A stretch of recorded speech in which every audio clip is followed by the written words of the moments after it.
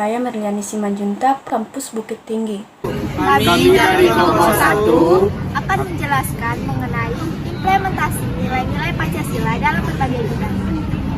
Implementasi nilai-nilai Pancasila dalam bidang politik, contohnya seperti penetapan kebijakan politik yang tidak memihak pada satu agama saja, dan pemerintah yang menjamin kebebasan masyarakat untuk memeluk agama sesuai keyakinannya masing-masing.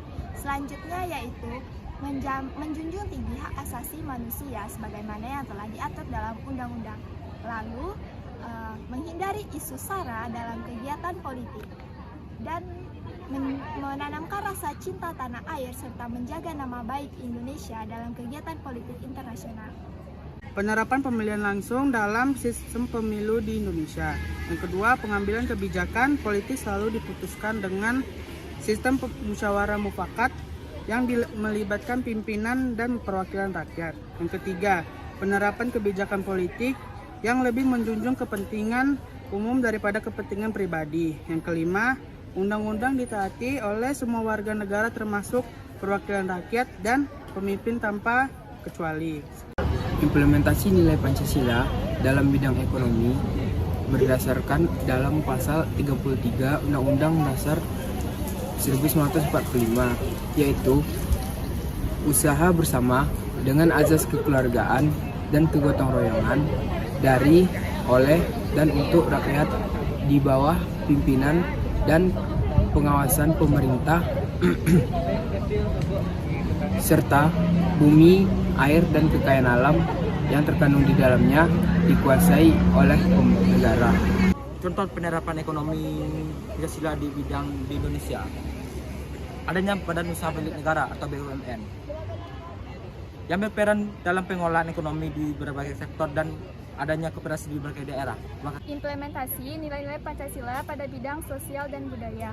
Pancasila mengajarkan makna yang sangat penting sehingga kita dapat mengimplementasikan nilai-nilai Pancasila tersebut dalam berbagai kehidupan.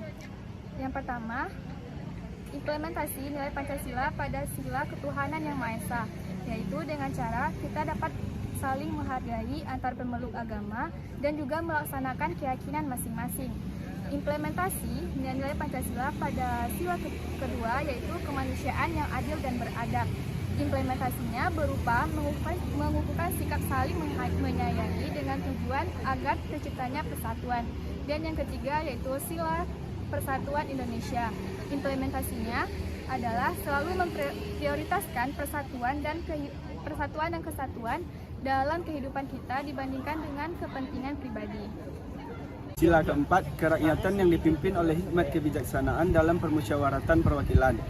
Makna yang tergandung dalam sila keempat adalah prinsip demokrasi yang bersumber dari nilai-nilai pendidikan karakter dan juga tata cara kehidupan berbangsa. Implementasi memprioritaskan berbagai keputusan yang ada dan berkaitan dengan kehidupan yang dimiliki oleh masyarakat luas. Sila kelima, keadilan sosial bagi seluruh rakyat Indonesia.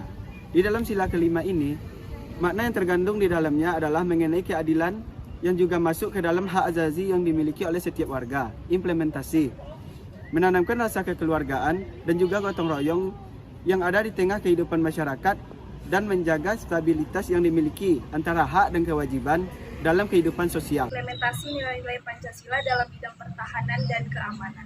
Yang pertama, ikut serta menjadi abdi negara guna menjadi pilar pertahanan dan keamanan. Yang kedua, berkorban demi keutuhan bangsa Indonesia. Dan yang ketiga yaitu menjaga kerukunan antar negara. Contoh perwujudan nilai-nilai Pancasila di bidang pertahanan dan keamanan salah satunya di lingkungan masyarakat yaitu mengadakan kegiatan ronda malam atau biasa disebut dengan Siskamling, sistem keamanan lingkungan yang dilakukan secara bergantian oleh masyarakat. Itu tadi penjelasan yang dapat saya sampaikan, kurang dan lebihnya saya mohon maaf dan semoga penjelasan tadi bermanfaat. Sekian dan terima kasih.